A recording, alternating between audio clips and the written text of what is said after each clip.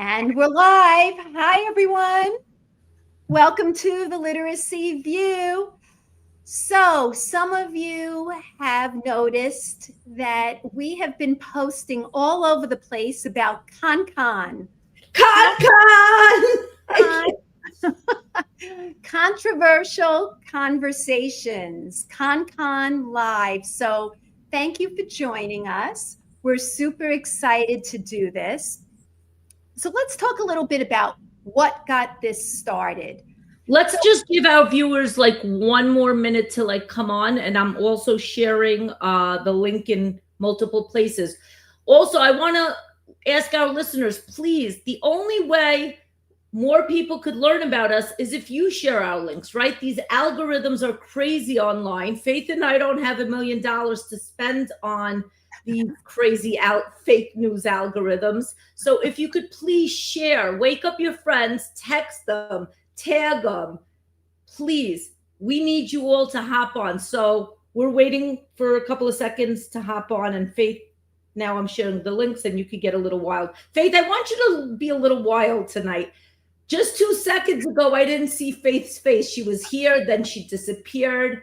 It's amazing, though, how much Faith and I are able to do as a self-funded podcast. We don't have any great minds or knowledge this or knowledge that, or Faith, who's helping us? Nobody. So that's why we don't want to waste people's time. So I want to get started. We're not going to talk yet about the articles, but I do think we could give a little bit of the backstory. So, we've been seeing a lot of posts on social media about articles where there's one side presented and then people are disagreeing. And it's very interesting because there's a lot of almost arguing within the science of reading movement. And I'm seeing more of it now, I suppose, since more people have come on this side. And so now we're trying to fine tune things. And as these articles start rolling out, some of it just doesn't make sense to me. Some of it is, I have to say it's very interesting to see some of the viewpoints. But, between us, Judy and I have lots of years in. My name is Faith Borkowski, for those of you who don't know, and my co-host, Judy Boxner. We've been doing this for a long time. We're educators. We are real educators, real teachers, letting loose about what goes on in education. And behind the scenes, I share articles with Judy. I'm like, look at this. Faith is always, wait, Faith. I could be on vacation. Like this weekend, I was in Miami, and Faith said, Judy, did you read the article? She just asked me now. Yes, I read the articles. Faith sent me 6 articles. And you know what? I'm just like you guys. I'm just trying to get through the day. But we're very passionate on the Literacy View as educators to bring research into those classrooms. And when we have questions, we're very honest and we want to discuss them with each other, discuss them with the researchers, and then see what does that mean for our classrooms. Because it's really not about me. It's not about Faith. It's about those kids. And one thing I want to mention tonight, please, this is an interactive event. You can post in chats. You could post on our Facebook group. We're going to be reading everything all over the place. So get ready. One of the best places to be on tonight is our YouTube channel. You definitely want to subscribe to that.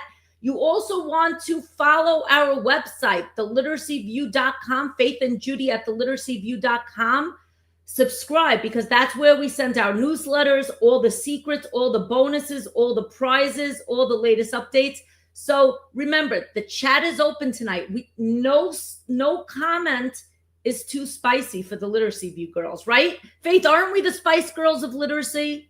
That's what I was told. So let's get rolling here. All right, let's do it, Faith. So first article up is what's really behind the Southern Surge. And this one was by Natalie Wexler, October 7th. And just to give a little backstory, this Southern Surge, there are 4 states that seem to be taking the lead in literacy. and that would be Mississippi, Alabama, Louisiana, and Tennessee. So there's a lot of talk about how they're doing it, what they're doing. And Natalie Wexler wrote this article. And I have to say, as I was reading it, there were things that just did not make sense to me, quite honestly. Yes. Boom, and I just wanted to share my thoughts. Maybe some other people have different views, but she was talking about this oversimplified situation. And what she means is all the articles that have been written about this Southern surge emphasize that phonics was at the forefront. And it seemed like people who were interviewed, leaders in the state, leaders at the district level, all seemed to point to phonics. Now, when I read this article, she said that was an oversimplification and that it's reducing the success stories to phonics and test-based accountability. So for anybody who did not read the article, she really wanted to emphasize that it was more than phonics. So I have my views on some of this. Judy will have her views. I'm going to start off while I was reading this one on the train, because, sometimes I am a procrastinator, and Faith gave me a lot of homework to do. So it was a long day of work today. And there I was on the train and my blood started boiling. I couldn't take it. Faith, when I was reading this one, I don't know if it was a hot flash or what it was, but I was hot and bothered, and I was kind of going wild. Why? I'm going to tell you after you tell me. I'm afraid to tell you why. I'm afraid there's a lot of people that are jumping on and seeing it, and I don't want anybody to ever think that this is personal, because it's not, about attacking people, but it's about things that really bothered me. Because the first thing that really bothered me is, where's the research? I need a lot of research and data when I'm reading something. Faith has spoiled me. She has made me so accustomed, but I think it's been like the gradual release of making me really understand that data is at the core of actually my thinking right now, right? Otherwise, it's only an opinion. And what I saw was a lot of opinions, but I didn't see a lot of the research. And the other thing that's starting to bother me about education in general, there is a value in educational journalism, right? It's a job. And there's fantastic people in that field that break news in education all the time, right? The literacy crisis was even further exposed. I mean, the Literacy View did it first. I'm not going to lie. And there were people even before us. But, educational journalists serve a value, but I feel like the field is being taken over a little bit by educational journalists who are not in the classroom, who are not in the trenches like we are every single day doing the work. And they're saying things that sound like it's backed in research, and I'm not quite sure if it is. Good. I'm so glad you said it. So, okay. So right away we're thinking along the same lines. So, oh my God, Faith, can you believe? Are you proud of me? Am I getting a sticker, a gold star? What am I getting? A dojo point? You're getting a check mark. So yes. So here's what really bothered me. I feel like this article was opinion, and that she asked Karen Vates for her thoughts on this. Now, instead of going to Karen Vates, who, for those of you who don't know, she talks about curriculum quite a bit. And we're going to go into an article with her also, the Curriculum Insight Project. And so if she really wanted to get to the root of this, why wouldn't she go to the people she's talking about, the district leaders, the state leaders? She quoted them, and they all seem to emphasize phonics. But you know what? They're in that district, and they're making the progress. And if they think that phonics was at the core of what was inspiring this change, then why would you be saying again that it was the success story was reduced to phonics? We're likely to see continued failure. That's her quote. We're likely to see continued failure if we don't acknowledge that it was more than phonics. Now, I want to just step in and say, I do think it was more than phonics. 101%. But I think that if you're going to start in K-2 making a change, probably their biggest shift did happen with ensuring that phonics was being taught correctly.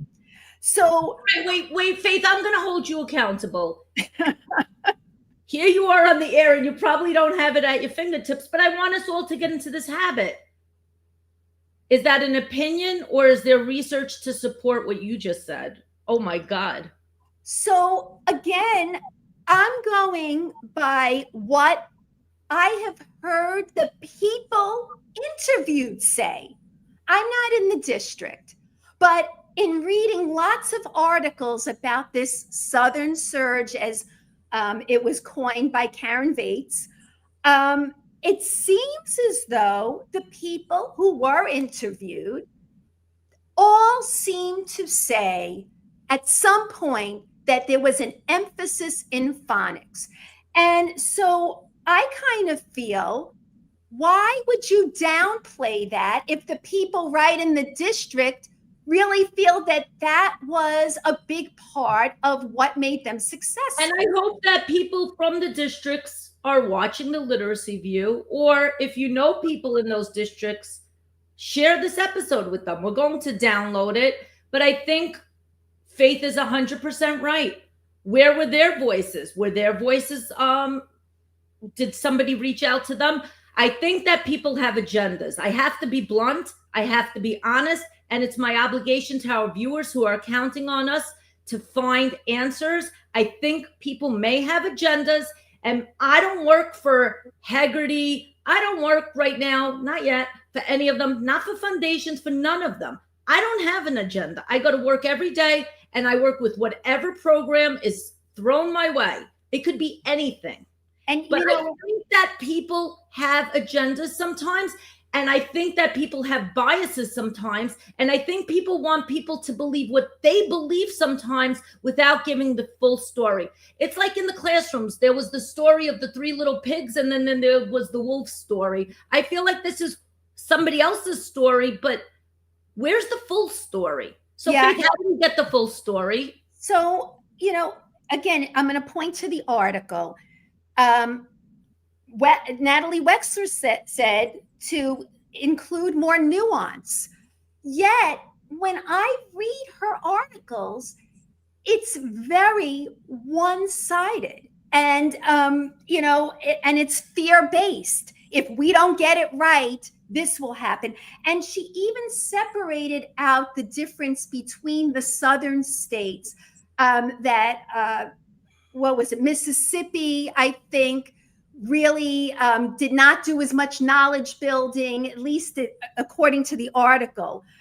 Again, I don't know, I'm just reading what's there. Can I mention something else though, Faith? I know some people are like, oh, those states look like they did well because they were rock bottom for a while. Can you talk a little bit about that? Because I know some people are like, oh, they didn't do as well as people think they did, because when you're at the bottom and you gain a couple of points, it makes it look like you did great, but you didn't really do great. So I want to hear your thoughts on that. Well, I think we could clearly say that they're doing quite well. I'm not going to take anything away from these states. They're doing quite well. Now, obviously, it was said that Mississippi at one point was at the bottom. So there's only one way to go but up, at that point. But I mean, they really have gone way up, as well as all 4 of these states that I mentioned. And there is something to learn from looking at these states. But again, I almost feel like the tone of the article was like, well, I don't really like the reasons they gave. I wanted them to point more to knowledge, and they didn't really do that. So I'm going to tell you what I think you should be thinking about, Don't you think there's any pure intention also with mentioning the knowledge piece? You and I know that that's a key component, right? And we know that, if kids learn how to decode, eventually, comprehension, after being at Big Sky Literacy Summit and through years of experience where we know language is everything, we know we don't wait to teach comprehension, right? Language instruction starts early, but we do know that decoding is not going to take kids far enough, especially as those state exams get tougher and the reading gets more complex. Again, there is a progression of things, and where at one point early on, some things are more important than others, and then there's a shift, right? That, obviously once kids know the code, they broke the code, you're not going to be spending time on the code in the upper grades. So, and that's something I want to talk about, which comes out. We have some kids that we will be still doing code with in older grades. And that's one thing I want our viewers to remember. There are going to be kids in 4th grade, 5th grade, 6th grade. I'm working with a 4th grader right now. He didn't break the code in 1st, 2nd, 3rd, or 4th grade. All that knowledge, he has tons of knowledge, but guess what? He's not able to show how much knowledge he has on those state exams or on a daily basis because he wasn't given code instruction. So let's remember, and that's my main thing, is knowledge is important, but let's not diminish the value of those foundational skills. Yeah. So let's move on. All right. So we're talking about that Southern surge. We'll come back to it, but I think. And anybody's allowed to chime in the chat. I want to just give a shout out. Faith, somebody gave you a major thumbs up as you were speaking. Thank you, Sandra Stone. She seemed to agree with what you were saying, Faith. So thank you. And remember, the chat is open, and I will be looking at comments and reading them, and anything you guys have to share, it's open. All right. So let's go now to next article. And the article was written by my friend Harriet Janetos, and it was called, "What Was She Thinking? Linnea Airey Explains Orthographic Mapping." The backstory of this is that there's been a lot of conversations, controversy about, do we teach all the components of reading instruction at once, or do we focus on phonics first? So there's an expression, multi-component instruction. And Bruce Howlett, who was on this show, has stressed the importance of multi-component instruction. But Harriet has been saying for a long time, and I have to agree, is that there is a progression. Now, in her article, she talked about her conversation with Linnea Airey. And, people have been quoting Linnea Airey saying that she changed her position. She really didn't change her position. What she did was she started to talk more about the importance of morphology, and that the meaning ingredient is critical. That's the bottom line. The meaning ingredient is critical. However, from this interview with Linnea Airey, I want to just take a quote from it, and then I'm going to bounce it to you, Judy, what your thoughts are. It says in the article, "Acknowledge the cognitive load inherent in the tasks. Structure these tasks by paring down lessons to reflect core principles. Simplify the whole process as much as possible." Bam. I mean, if we just take that with the cognitive load theory, you can't do everything all at once for beginning readers and for struggling readers. As much as it's important to bring in all these components, it's virtually impossible with a kid just learning how to read to incorporate everything all at once. And, Harriet maps out some suggested steps, and I would definitely agree with her. What are some of your thoughts, Judy, on this multi-component instruction versus just starting with phonics and then slowly building in some of those other pieces. When you say other pieces, I want you to get granular, Faith. What are you referring to? Because I want to make sure we're on the same page. So morphemes, morphemic analysis, vocabulary in general, sentence structure, using the context of a sentence to help with some of those things. And I agree with all of that. So I don't want anyone to say, oh, she's all phonics. But at the beginning, it's so important to get the grapheme, phoneme correspondence right. And when we talk about orthographic mapping, we're looking to build these words in memory. And that's what we know orthographic mapping is. That's how we get to true sight word reading, is by being able to remember. We're connecting spelling to sounds and then bringing that meaning in to cement the words into memory. But we can't do everything all at once from the beginning. It's just, anybody who knows this will know, if they teach, that there's cognitive overload and we will overwhelm kids. That's how I'm seeing it. What are your thoughts? Well, I just want to chime in that we have Holly on our YouTube channel where we're streaming. She says, like, you don't bake a bread all at once. So she's with you, Faith.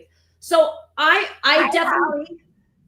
definitely agree with Faith. I think that the biggest blessing as I've embraced structured literacy since, when was it, Faith? 2017. I just went all in.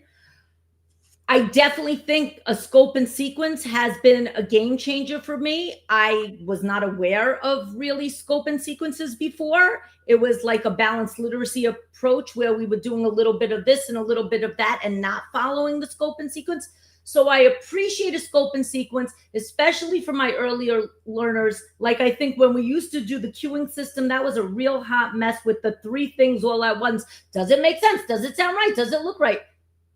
We totally neglected that visual print piece and that decoding piece. So I think for me right now, when I'm working with kids that are learning how to read, that is a big priority in the beginning.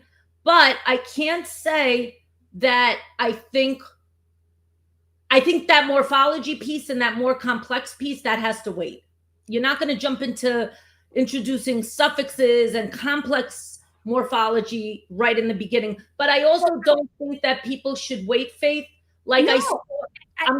Wait, let me just give an example. So I saw somebody working hard in a classroom on phonemic awareness, and it was in conjunction with teaching sentences. And I gave some feedback that, you're working so hard with one word at a time, but a sentence is still a sentence.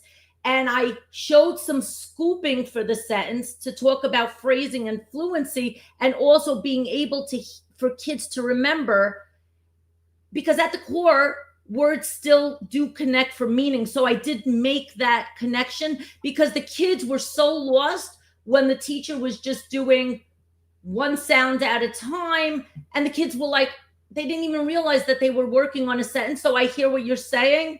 But at the same time, I want to be clear, because I don't want my words to be twisted.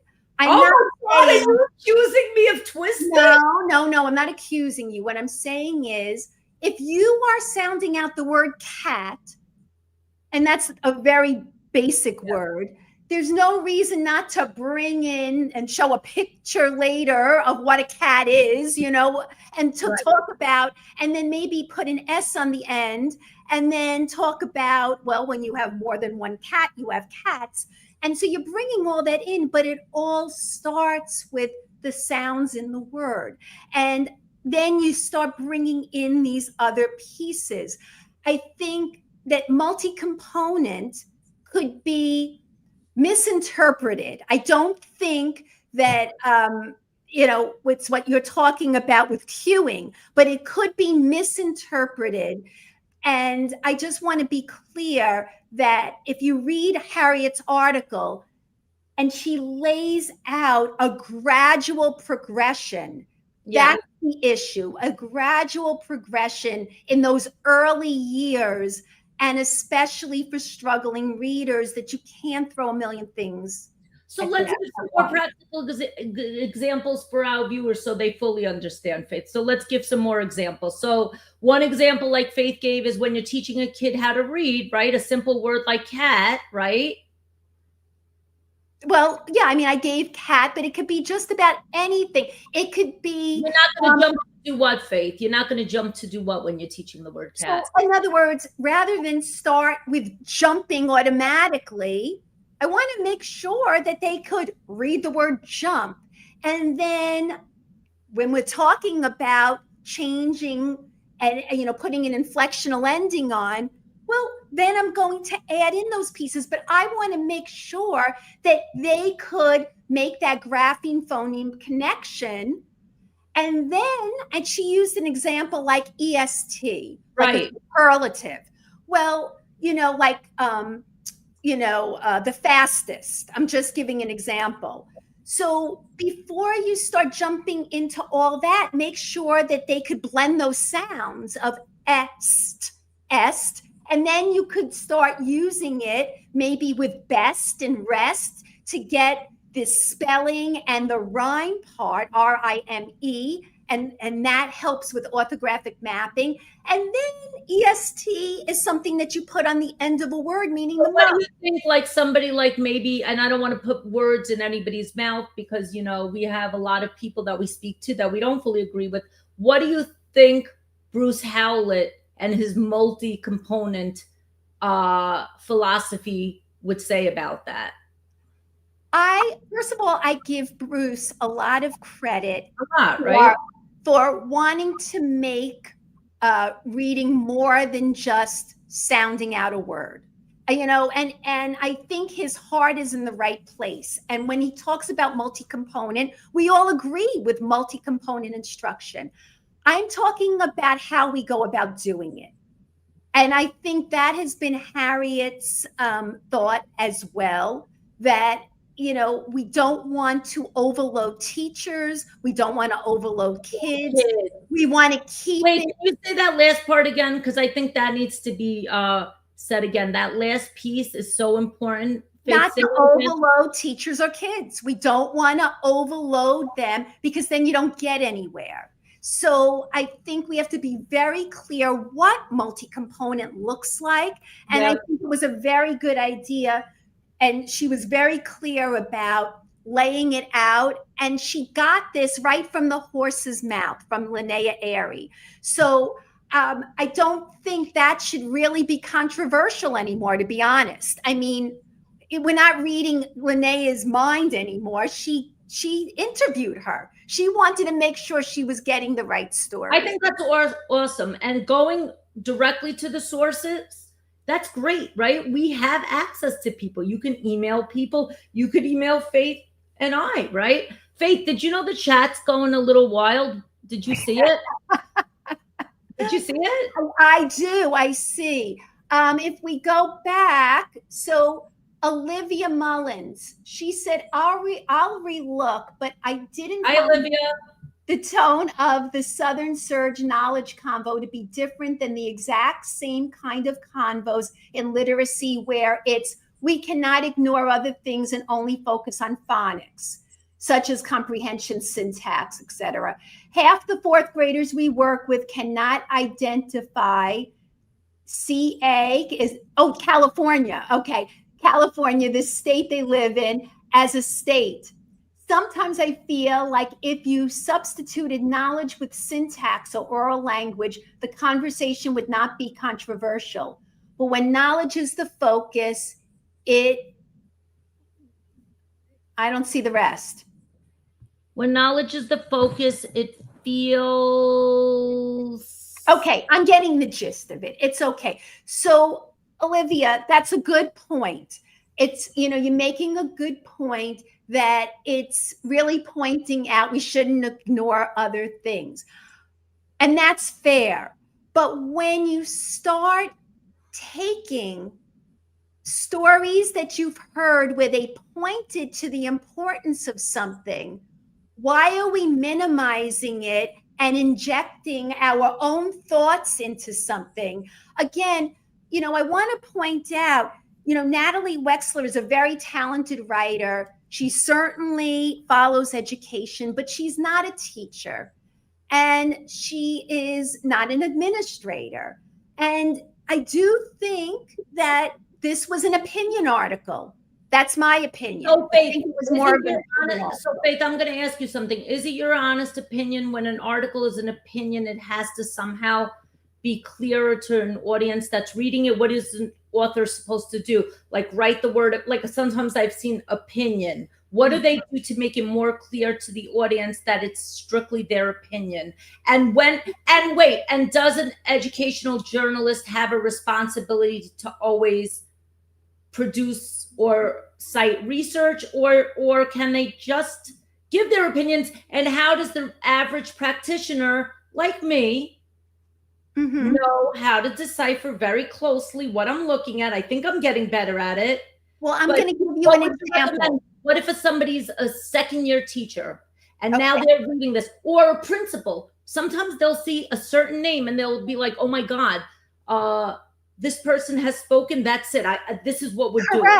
Correct. And I think that's what people do. They, she did say like it was an opinion in some points, but I do think that you put it into the right framework when you said a journalist, an education journalist. Do we want her opinions or do we want her reporting what's out there? I don't know. Okay, so I want to go crazy and wild. This is the literacy view, right? Let's not hold back tonight, Faith. Let's really not hold back. By the way, hi, Vicki. Thanks for joining us tonight. And we have a lot more. Emily Hanford, right? Mm-hmm. Everybody knows Emily. Everybody's grateful to Emily. Does Emily report her opinions, or does she get factual? What is your opinion, or does she do both? Quite honestly, I do think she's a little more careful about presenting.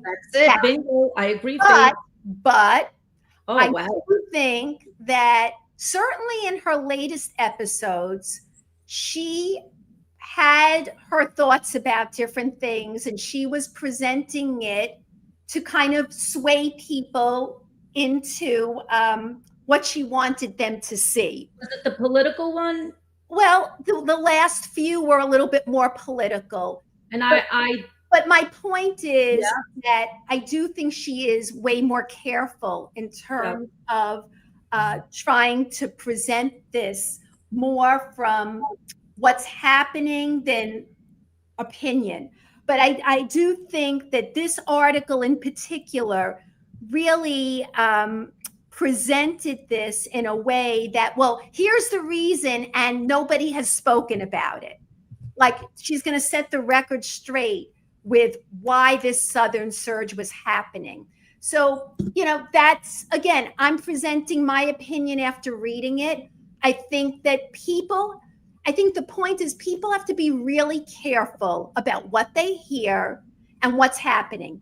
Faith, I want to go back to Emily Hanford. So I think for a lot of the episodes, especially in season 1 with Sold a Story and Exposing, I think she did do a lot of her homework. She went to the schools. She cited more research. She cited programs that had a lot of evidence behind them, which I still don't know why some of those programs, we don't see them more in schools. So I think in many of her episodes, she did a tremendous, and you know what, and one thing that I also want to be really sensitive with that is sometimes we think one person's responsible, right? Mm-hmm. We had her co-writer on our show, right? Christopher Peak. Yes. And he does a lot of the research too. So I want everybody to remember, there's multiple people, but I think the thing with education and journalism and reporting is people get enamored with people rather than the research. So how do we stay centered? That goes back to my question. How do we stay more centered on the research and evidence and what it's telling us, Faith? Because what if I'm a starting teacher? What if it's year 2 for me and I don't know, and I just see an article, or I just hear a podcast, or if I hear even Faith and Judy, right? Well, but we always make it clear that we're giving you our thoughts, and you need to kind of take it and think about it. But we never tell people how to think. And we're very clear about saying that they And need you know to what's make their own funny? You know what's decisions. funny? People will email us all the time. Like we're getting a lot of emails. Bring this person on, bring this person on. And it's not about people for us. Correct. Stop telling us, oh, you need to bring this person on. Yes. Tell us there's this research that came on, and we think this person would be able to speak deeply about that research. Correct. And Correct. you know what's funny? Some episodes that we've done where we've tried to do the reverse, because we'll go to a conference or we'll speak to somebody and they seem great and passionate. Those episodes don't do as well, because that's what our audience is counting on. Our audience is counting on, they know you and I, we're practitioners. But how do we, look at articles that relate to research and make that research come into those classrooms? And when Faith and I don't know the answers, we go to the researchers. And we go to the researcher that either wrote the article or another researcher in the field that knows a hell of a lot about that topic, right, Correct. Faith? Yes. And I want to just bring something up. So I spoke to my husband about this. And Faith spoke to hubby. I spoke to hubby, and I asked him, I said, in the legal profession, do people ever go outside of people with a law degree to give advice?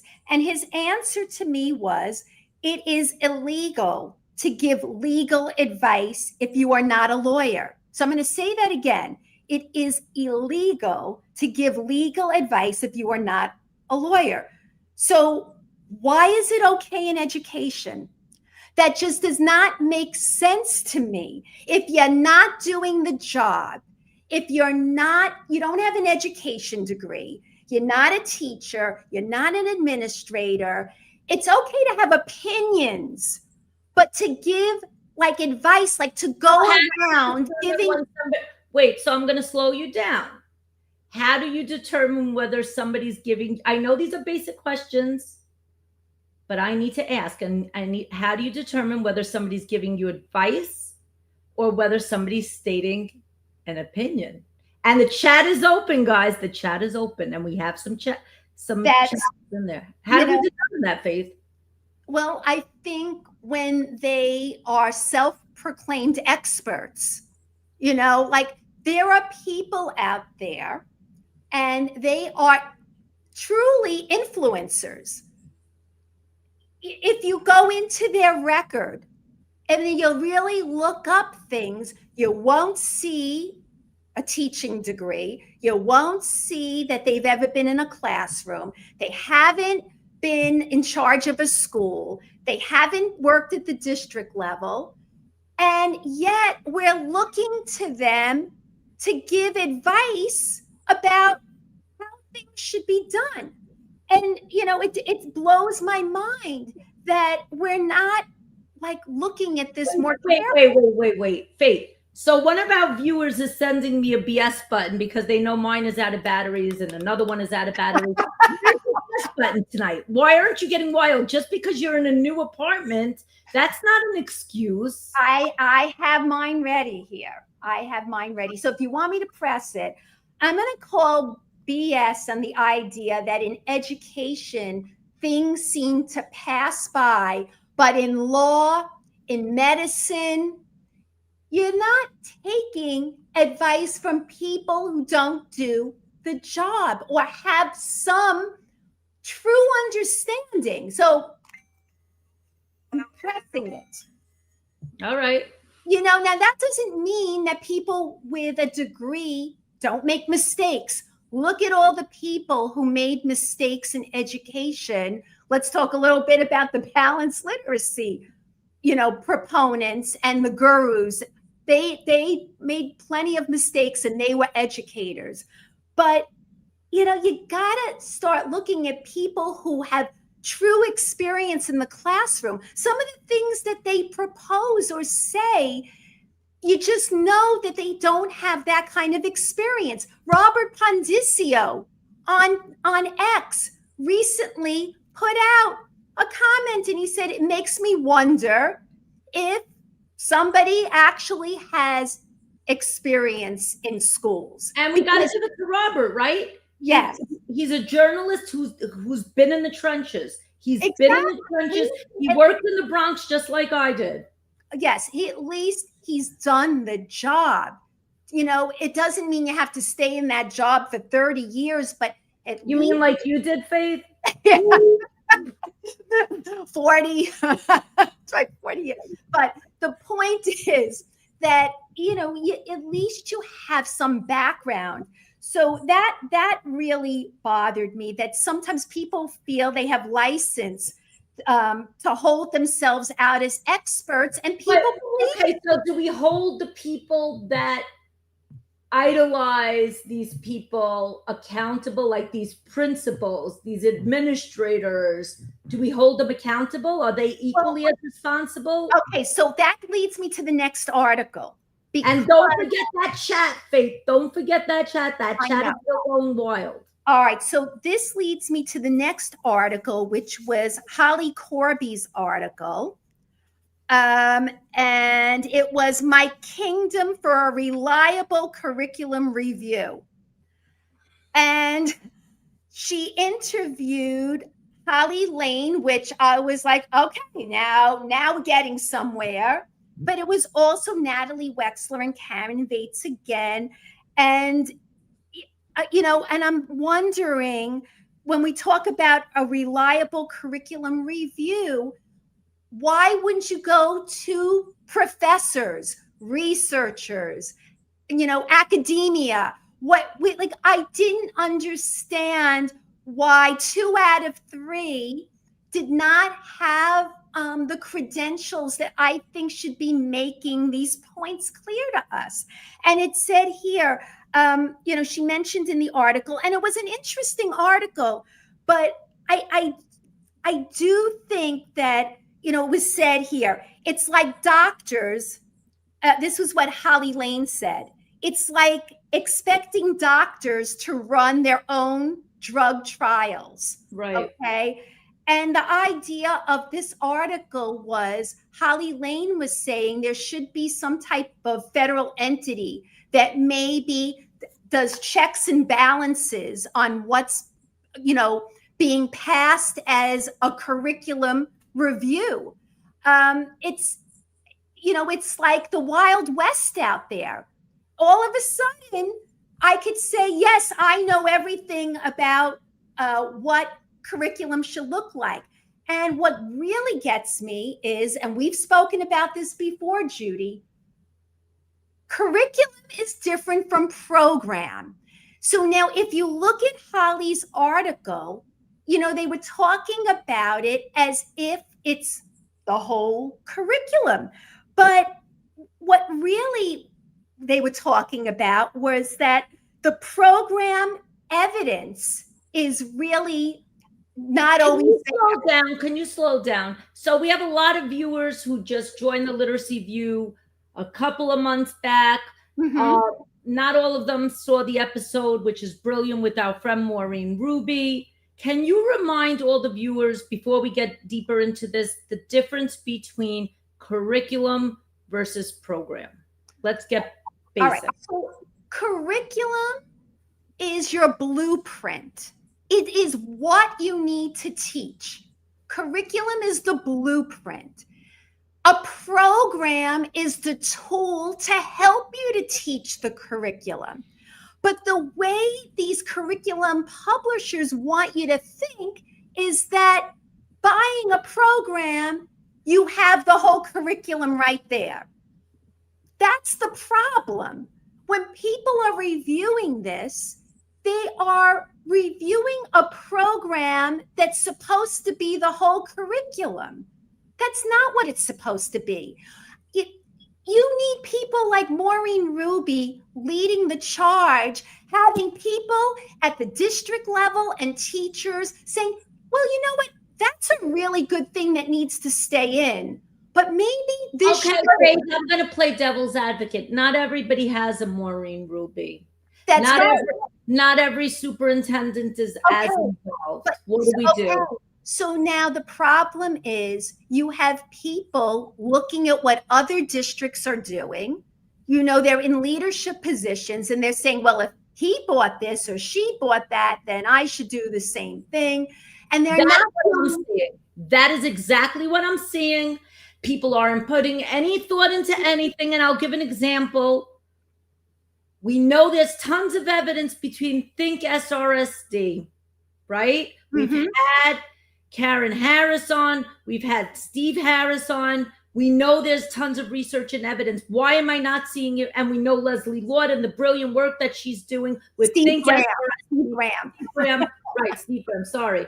It's okay. Why am I not seeing more of it in the classrooms? I hear everybody just going for one thing, not asking how much research is behind it. And also, I think there's something really important that we have to mention. There's a big difference between evidence and evidence-based and research-based, isn't there, Faith? Well, in Holly Corby's article, she mentioned that program evidence is often a low priority for decision makers. That's a shame. With this whole science of reading movement, and they're still not really valuing the research. That is a low priority. I'll tell you why I think so. By the way, let me read some comments. We have a comment. It says it's all about the money. We also have somebody who said, yay, love Think SRSD. We also have another comment. I just pressed my BS button. And we also have a comment from before. Still, there is a crisis, and I still see these things constantly happening in terms of the whole knowledge and phonics debate. So some people still have unresolved emotions. So hopefully maybe we'll spiral back to that. Oh, Doug Peterson just came on. This is what Doug just said. Okay. Trina Spencer and I have noticed that it is very much a popularity factor. You bet, Doug. So Doug and Trina are our resident language experts. And he continued to say, when we talk about 20 years of research, the first question we get is, who else is using it? And so that is the indicator as to whether something is evidence-based. Yeah. So again, and he's absolutely right that it becomes. And the crowd is going wild. The hearts are coming. Doug spoke. There's hearts. A lot of people are agreeing. So tell us more, Faith. So, again, this goes back to, we're listening and we're allowing certain people to guide us into a certain way of thinking. Now, I like what Holly Corby was doing by saying, we need to really look at, curriculum review platforms. I don't think any of them are quite good, to be honest, whether it's Ed Reports or anything else. But what bothers me is when we start being led into a way of thinking, and there's no research necessarily behind it. Okay, so what's the solution? The solution is we need to hold people in leadership positions more accountable for their decisions. How do we do that? By saying, what is this based on? What if they don't know the answer? Then they need to go back and figure it out. If they can't figure it out, why don't we take it a step further, that we as people that are getting more informed, bring them the research and say, let's sit down and talk, close the door like I do sometimes at work, and have those honest discussions, right?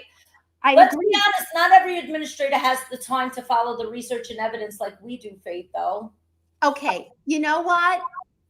I disagree. I'm going to press B. You think that they're all following all the research? What about administrators that have 70 different things to tackle and they can't do it all at the same time? Can I tell you, teachers have, a job to teach in the classroom. It's the researcher's job to figure out the research. But if it's an administrator who is charged with purchasing a program or choosing a program, well, you better have a good reason to But do the it. administrators weren't even given a chance to do that. We know that. Okay. Faith, you know what happened right after COVID? That mandated list came out. And you're right. You're and right. programs that didn't have a lot of evidence behind them, but showed some signs of having evidence-aligned practices got approved. And like Nate Joseph said, we shouldn't have rushed. We shouldn't have rushed. We shouldn't have rushed. We should have banned certain practices from coming into the classrooms rather than rushing to put on things that doesn't have years and tons of evidence. I agree. We rushed. And nobody's talking about that. We rushed, and what are we going to do about it? And then we hear about things that have a lot of evidence, like on Solda's story, that we don't even see on the. That wasn't even an option. That program, that was Success for All, wasn't even an option on the list where I am. Yeah. Now we also have a Oh wow, thank you. Somebody said yes, Judy. I finally said something right. Somebody also said, and it was Vicky again. States also need to be held accountable for putting these programs on state-approved lists. I don't know. Do we need programs on the list, or do we need pedagogy on the list? What do you guys think? The chat is open. Well, I think we get into trouble when we limit certain programs and leave off others. Again, I think that that's a road that can be problematic, really. And we see when we limit it to these three core programs, and within a year, people have been saying that, maybe they didn't choose correctly. Okay, so you know what? I think that we all have a responsibility in education, right? New research comes out, people on the science of reading side or whatever side or whatever didn't come out and say, hey, new research came out, I should have shifted, and let me tell you why you should shift in your classroom. Don't you think that all these lists, just because something was put on a list, maybe should be revisited? Maybe this topic should be revisited? 100%. Why does something, because it was signed on a piece of paper, have to be now forgotten and looked at like it's like, whatever, like, what is it, the Constitution of Literacy, that we can open it and reevaluate and think about, did we make the right decision or not? I think that we have to stay responsible. Yeah. So moving on, because we could stay on this forever, we're going to go to our next article. Why have books disappeared from many ELA curricula? And this one is by Curriculum Insight Project and Karen Vates. And the gist of this is about whole book reading, and that we don't really see books anymore, that we see excerpts and we see, short pieces of text, but not whole books. I happen to agree with her that we need to start thinking about kids reading books. What I don't think, just give me 1 second, Judy. Oh, I wasn't even saying anything. I was fixing my hair. Okay. Sorry about that. Getting back to this, like I said, I do agree with her about seeing books. What I don't agree with is that she couched this whole issue as if there are people that are anti-book. And she even used that expression in some cases that, if you challenge any of her thoughts, well, then you're anti-book or anti-knowledge. Who would be crazy enough to be anti-knowledge or anti-book? What teacher would ever be anti-book or anti-knowledge? Again, it's this way of manipulating a conversation to go in the direction that kind of feeds into a certain narrative. That's what I object to. So I'll give you some thoughts in this. So then she was talking about Ed Reports, and I agree that certainly there are things that Ed Reports could do better. But she couched it as book light, meaning that if a program uses excerpts in it, that it's book light. Well, I don't know about you, but I've used core programs and we still used books as well, besides the excerpts. So that is something I just didn't understand. Just because you get a basal program, and again, we could talk about the value of a basal program or having problems with it, but why would you say that that's not included books? And that's the problem. Let me finish. I just want to finish. You've been talking for a while, Faith. But I didn't get to what I want to say. Let me just finish. So the issue is, because Karen calls it a curriculum and not a program, when she talks about this being book light, it makes people think that you don't bring books into this in addition to a program. And that's the problem. Anytime I've used basals, I also had books too. And that's part of sitting with your district and talking about your curriculum. What did you want to say? Because that was something that was important in my mind, that the reason that there's this controversy about pro-book, anti-book, pro-science, you're anti-science, pro-knowledge, anti-knowledge, whatever it is, it's because we're not looking at curriculum for what it is, the blueprint. By the way, before I say anything, we have a comment in the chat. Karen has never been in education either. Well, that's what I'm getting at, that people follow certain people because they write very well, and she does. And she comes up with these very catchy types of things like the Southern Surge and book light and all that, which, it's fine. But people have to separate somebody who writes about education from being an educator. So is it like educational influencers, like people that are influencers in makeup and beauty? An influencer. So what I'm trying to say is that, when I see something about, we don't use enough books.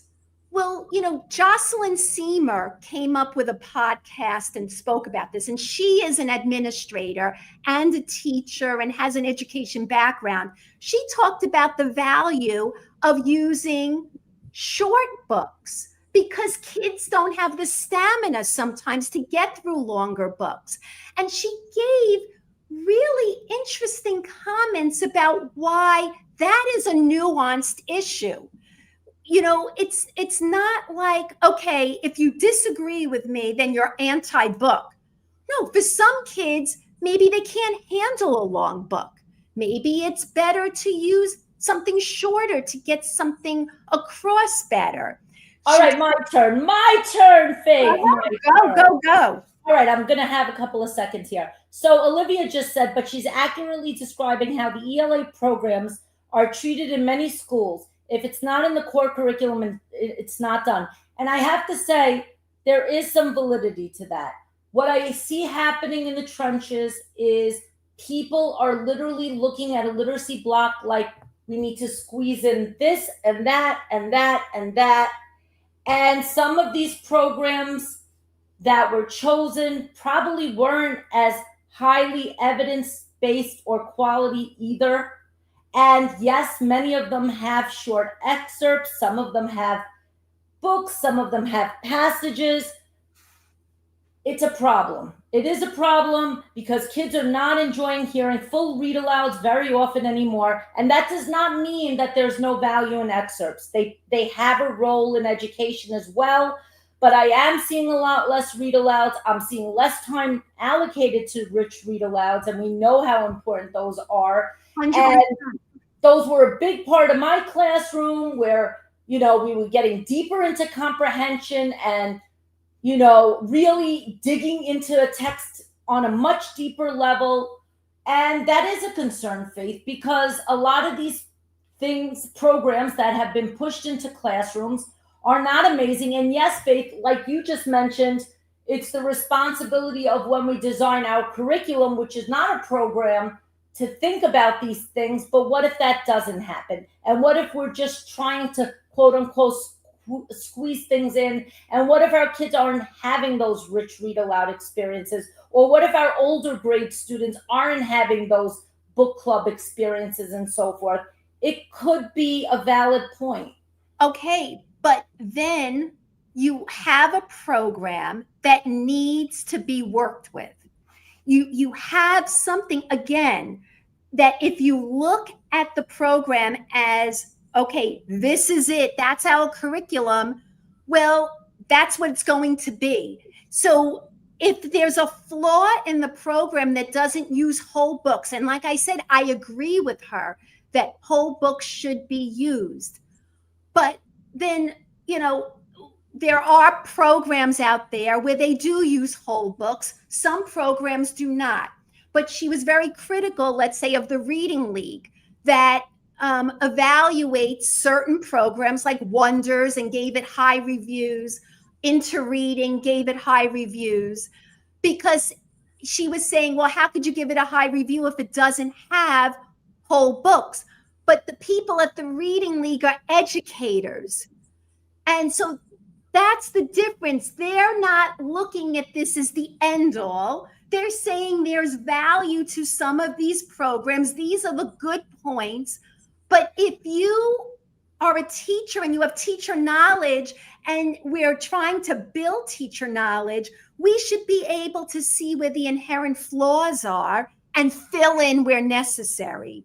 I wonder if there's a lot of research to talk about what's working better for students. Is it short passages? Is it read alouds? Or is it a combination of both? Do you know if there's extensive research being done on that? I don't know. But there certainly is I value. think there's value in both. Yeah, right. There's certainly valuable short stories to be used.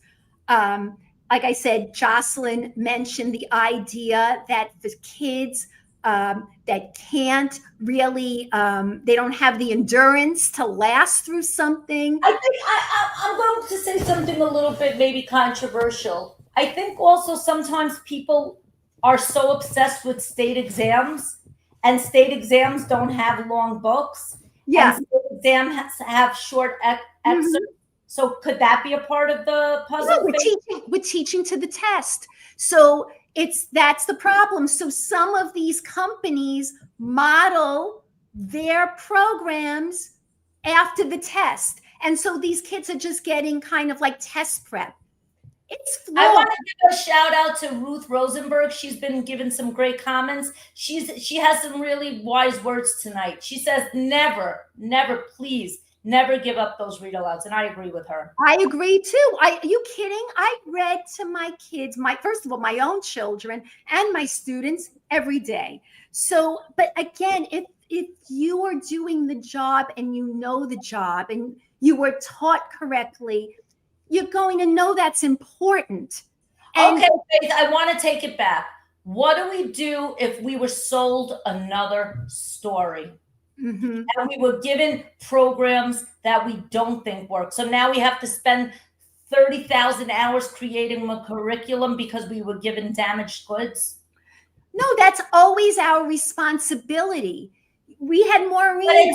But it's not a fair responsibility if we were given something that's so broken to begin with. No, so you try to get the best one you can out there. You try. Now, best is relative to what is included in your curriculum. So if you know your curriculum should have A, B, C, all these pieces in it, you're going to try to find a program that obviously covers that, but then you're still going to have to fill in, and you might have to pull things out because usually these programs are bloated. So what Karen says, she's right on many points. She is correct. They are bloated programs.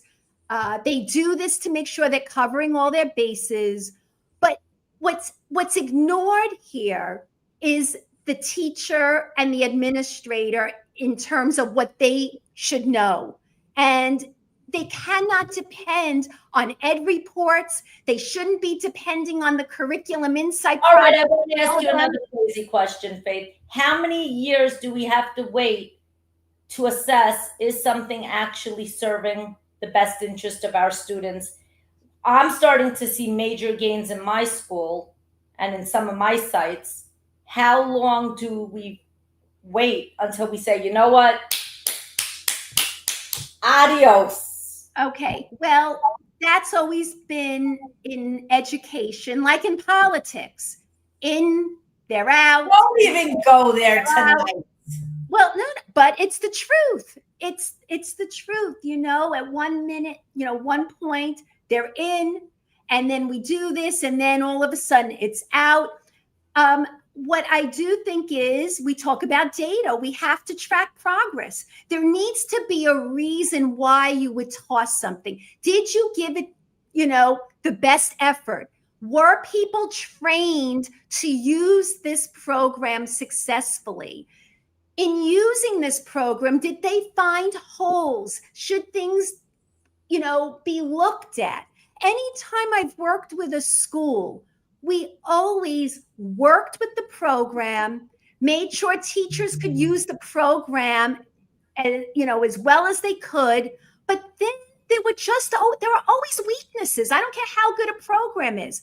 There are always weaknesses. But if you know your curriculum, you'll know how to fill in. Faith, there's some good comments. Doug just gave a nice comment. Can you read his, please? And then Vicki also. Go for it. All right. So Doug said there is strong research for both. Structured literacy intervention for language entails explicit, systematic, and cumulative instruction embedded in a meaningful context. That context is often a story. And it isn't really about the length of the story. It is more about whether it is a complete story that allows for a focus on explicit language targets. And that's what I was saying, short stories, a complete story. So, I think what he said is absolutely correct. There's value in both, but to say that people who use this and find value in short stories are anti-book, that's just creating something provocative. That's not really, I don't think, something that is important to start talking about. It's silly to me, anti-book. Who is anti-book? You know what that is called? Michigas. Yes, I would say that's a lot of Michigas for sure. All right, next. Okay, next. Here we go. Let's talk about Tim Shanahan's article. You're still not doing the one I picked, huh? We're going to leave yours for the end. I'm not forgetting about it. Well, we're going to talk about it, I promise. Okay. It's called, wait a minute. What is it called? It was small group instruction. Hold on. I have it in my notes. That was a really fun one. I actually took screenshots of certain things in that one as I was on the Metro North. Oh, here it is. Sorry about it. Should reading be taught whole class or small group? There's a lot of controversy out there about small group instruction, whole group instruction. In a nutshell, got me wild. This one got me wild and crazy because this is one that's always discussed in the trenches at work. Teachers have it on their mind. Teachers and principals go back and forth on this one. So I can't wait to just jump in on this one. So go ahead, jump in. What do you want to say about it? All right. So, opinion or from the article? I'm going to give my opinion. I'm going to be honest. It actually really pisses me off when people do not see the value in small group instruction, especially for beginner readers. It is so clear that Tier 1 is the biggest bang for your buck. We know that, especially people who have been doing the work for a long time. However, we also know that the different tiers of instruction are also very important to help early readers. reading is such a intensive endeavor when you're teaching a kid how to read. And the reason I know this well is A, I've been doing it for 29 years. B, I do it after work in my garage as well. When you're teaching a kid that's struggling how to read, or a kid that's learning how to read, you need to watch how their fingers moving. You need to model those behaviors. And many of our kids, yeah, they might have seen an overview in tier 1. And if you're really good at tier 1, you're rotating around the room and you're providing feedback. But that doesn't mean that our readers don't still need small group instruction to meet their specific needs, to provide them what they need. But I think Tim Shanahan made some really valid points. Tier 1 is a big bang for your buck. If you're doing small group, but you're not seeing kids enough times in those small groups, you're not going to really help them, right? Because if you have struggling learners that you saw in a small group once a week, that's not the best course of action. They might need to see you 5 times a week, especially if it's tier 3. And he also said, never do with small group what you could do just as well with whole class teaching. What did you think of that one, Faith? I completely agree. Me too. I completely agree. So I think, I agree actually with everything you said, Judy. So I really can't argue with anything you said. Having done this job for many years as a classroom teacher and in my private work, that, whole class is where you get the biggest bang for the buck, for sure. Right. But he did say that small group, people have this impression that small group is superior to whole class. There is no evidence on that it's superior. He also said that teachers should teach more during their whole class. And if they're doing it well, they do teach more during whole class instruction than small group. And he said, minimize small group whenever possible. So in other words, be choosy about why you're pulling kids for small group. The way our education classrooms are set up, it's basically, we have small groups happening, and it's basically like, okay, what are you going to do with your small group? He's turning that on its head, saying, no, I have a reason to pull these kids for small group because I see they can't do this well, or I need to go over it. I need to reteach it. In other words, you have to be very intentional about why you're taking that small group, not just because my room is set up to always, have small groups. And I think the biggest thing that I've been learning now as a practitioner, I think a lot of principals want teachers to have it preset. This is my group, but there has to be also times, especially when you're working on different comprehension items as well, to pivot. You need to be flexible. You need to be monitoring your room in tier 1 and saying, you know what? I thought these kids would have trouble. They're doing fine. However, these kids are having trouble, and I'm ready to give them what they need right now. I think that's a big shift for me. And I think this article was great, Faith, but I think it could be dangerous, because if an administrator doesn't read it carefully and think about it on a deeper level, like we're talking about tonight, they might just think tier 1 is what matters most. So how do we make sure that the messaging is clear? Because I'm telling you, in the trenches, there's a lot of administrators that are giving a lot of pushback about the concept of small group. How do we make sure that there's a clear understanding? What do we do? I think that there was another article that just came out about that by Tim. Well, I mean, Tim Shanahan just came out with a book, about leveled books, leveled lives. I think his message is very clear. We don't get rid of small group instruction, but we have to know why we're doing it. And, when we have to be very clear about what we plan on doing in that small group instruction. And he said, especially beyond grade 1. So he was saying, like you said, those early learners like K and 1, maybe it's more important to do small group as they're younger so you could really see carefully what they're doing. You mentioned sliding your finger through text or whatever it is that you're doing. But as they get older, it's probably beneficial as far as time goes to try to do more during whole group instruction and really be very choosy about what you do during small group. I think He said the book is Leveled Readers, Leveled Lives. Yep. Thank you. I think also with tier 1 instruction, it is the biggest bang for your buck. So you need to really get really good at it.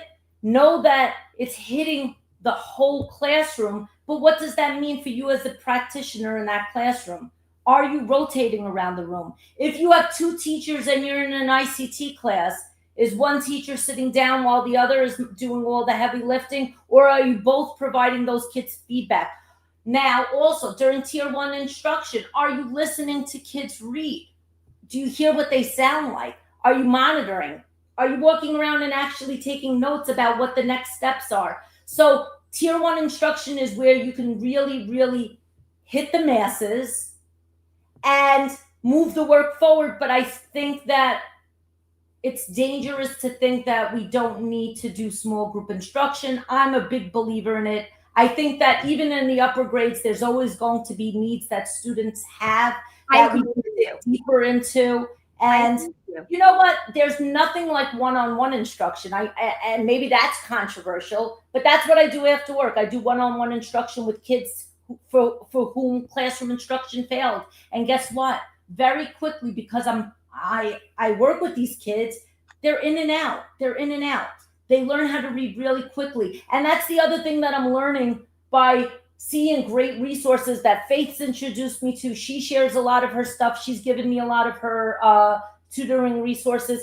If you have quality items, it makes the work so much easier, because teaching a kid how to read doesn't always have to take that many years. Would you agree, Faith? Yeah, well, And expensive is not always the answer too. I could tell you that over the years, and I've been doing this for so long, I bought a lot of things that people said were great, and they were really expensive, and they were not as good as some of the things that I bought that were a lot cheaper. So it's not about how much something costs. A lot of things are better, and we'll have another con on this, I'm sure. But con is now a new tradition, so don't copy it, copycatters. We like to break news. We like our Takeaway Tuesdays. We like our con, which means controversial conversations. We have a little TM, so don't copy. Yeah, but I just want to bring out that as far as doing the one-on-one, if you have the right tools and you are trained very well, you'll be able to use that tool successfully. And that goes back to, obviously, what we talk about, teacher training. Professional knowledge is so important. Last article is all about math. Now, you might be wondering, why are we discussing this on the Literacy View? But we talk a lot about explicit instruction, and this article was on illustrative math. And I'm going to turn it over to Judy, because she's the one who wanted to really discuss this. I read the article and I have my thoughts on it, but quite honestly, I've never used the program. And so I have some things to say, but it's mostly about explicit instruction in the article itself. But I'll turn it over to Judy. Go ahead, Judy. So I'm really passionate about explicit instruction. It's an area that it has become a core value to me and something I'm passionate about. And I have to be honest, I was a struggling math student as a kid. So this is very personal to me.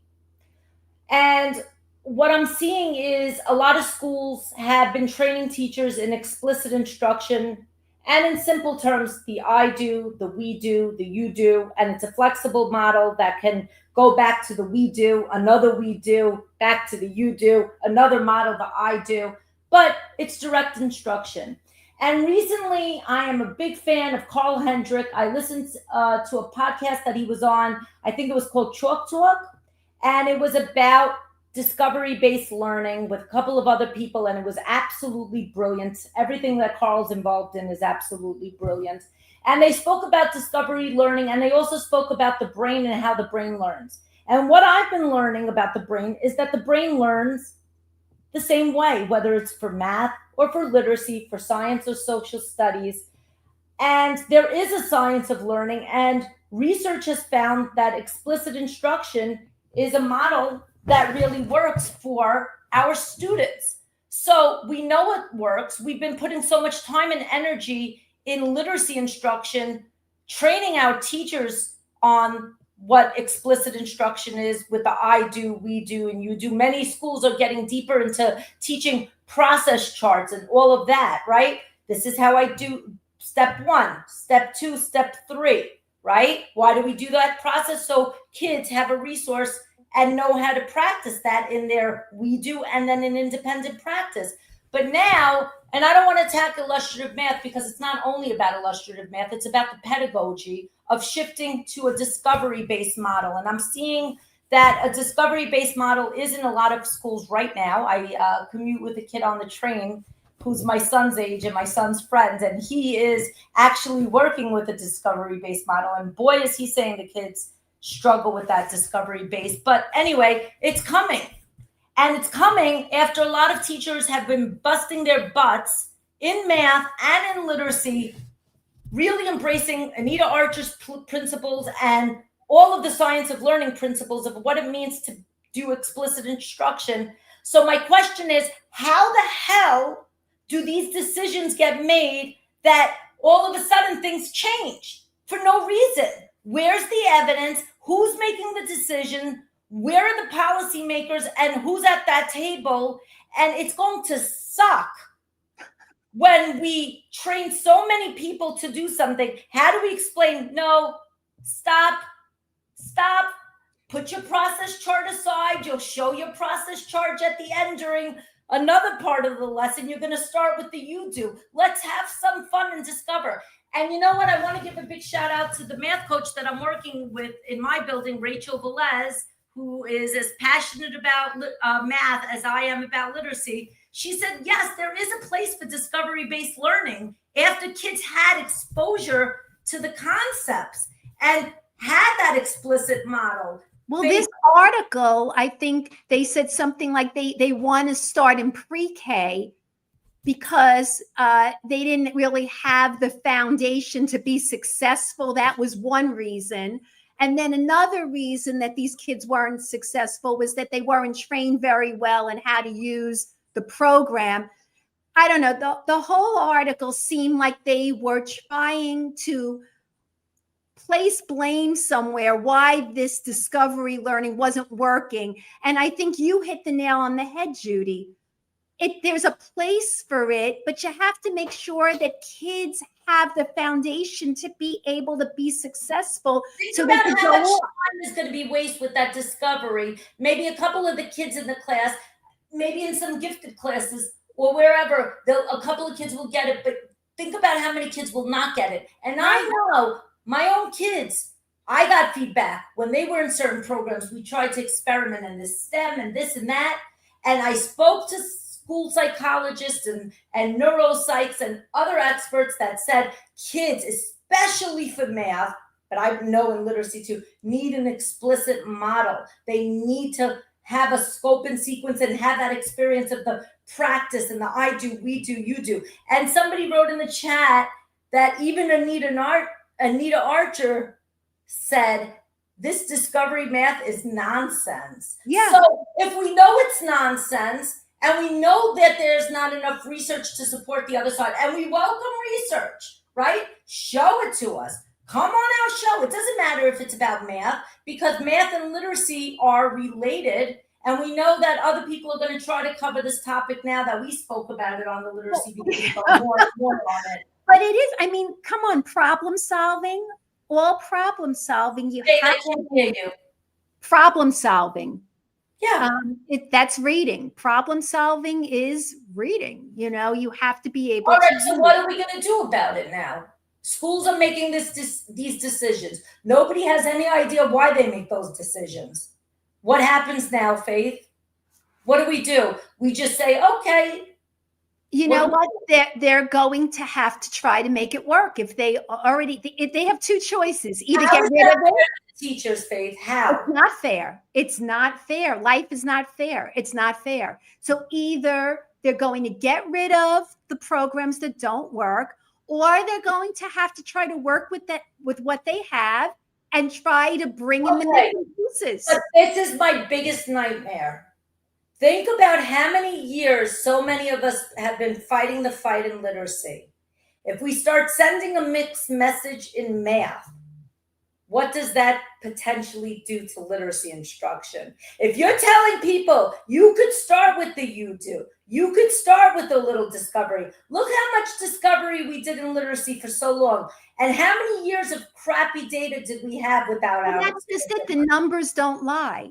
The numbers don't. But it's happening. And you know what makes me sad? Because I feel like I have no control. And when you work in systems that are large and you're not the decision maker, you just don't know what to do. And, I got to give a shout out to Danielle from Big Sky.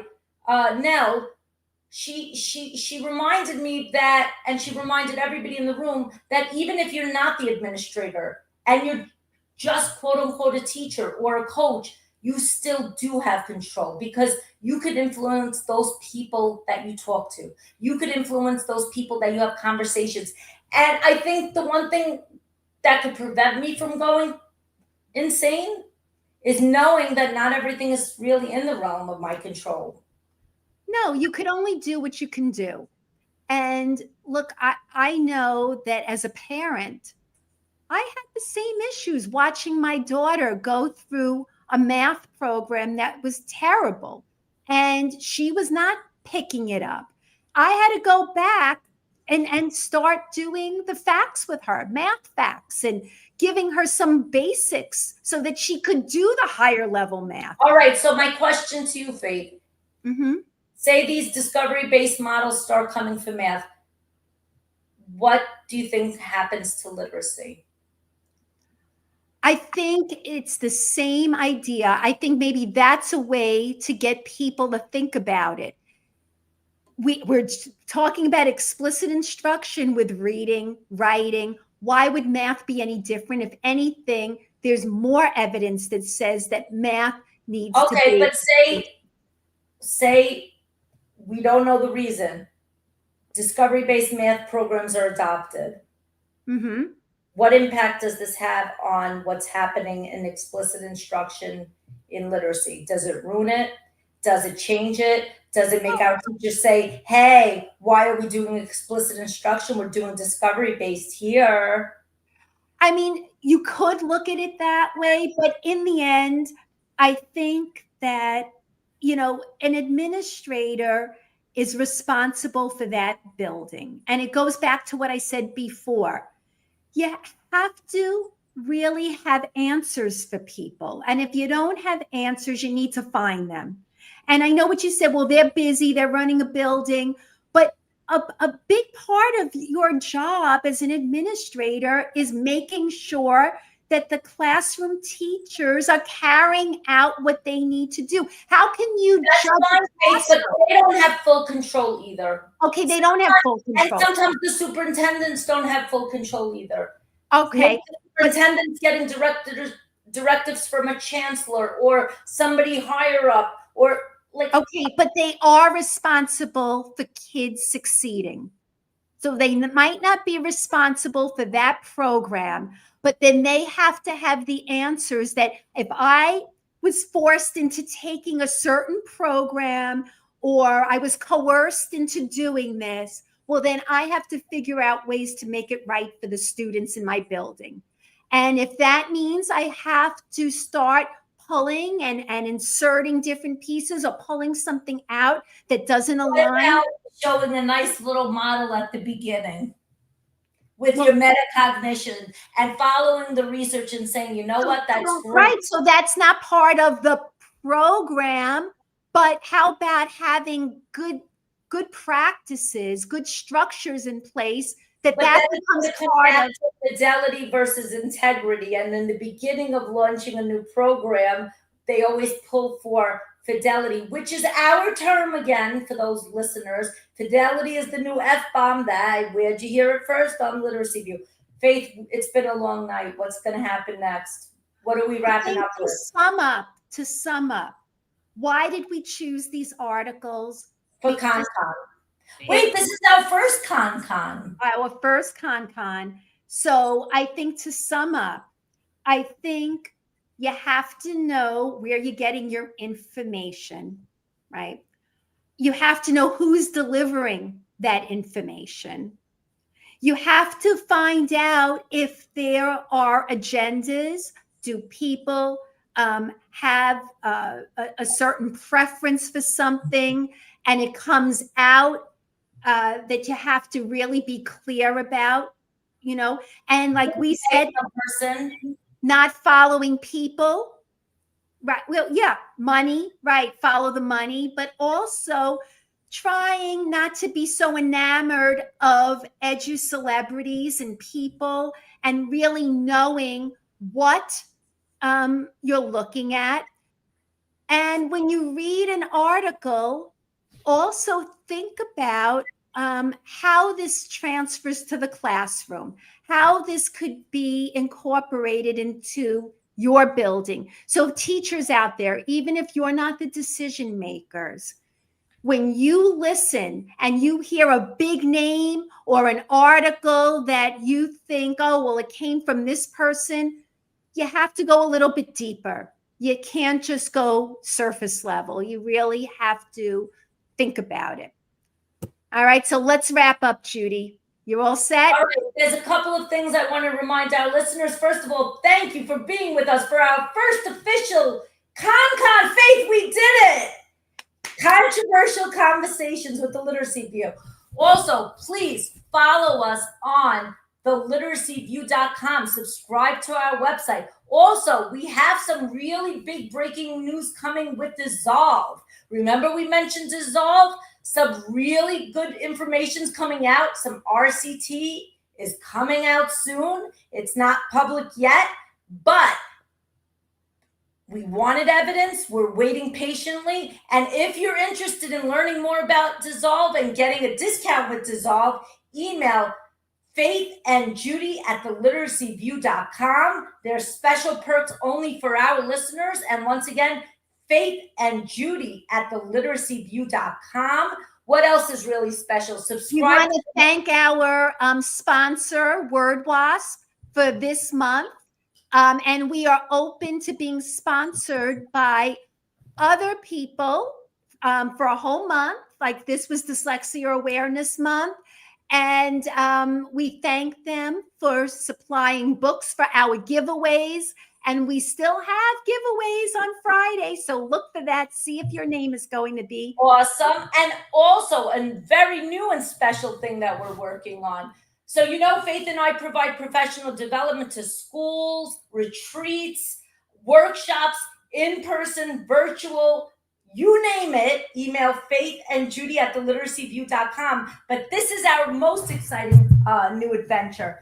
We are looking to partner with universities that are aligned with structured literacy. So if you are a university that has a strong science of reading and literacy department, we want to potentially partner with you. So reach out to us.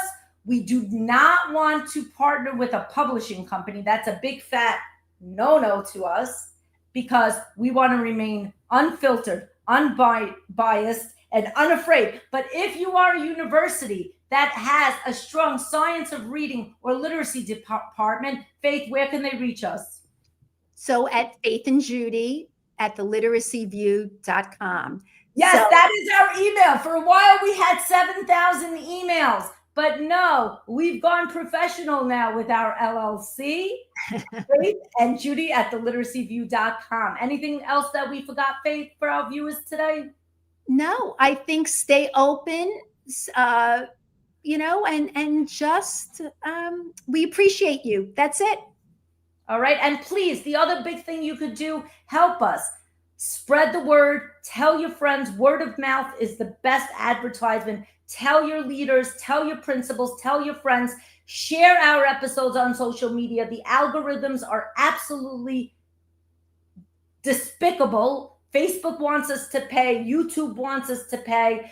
But the best way you could pay us thanks is by spreading the word, because we're changing lives one view at a time. Bye. Thank you.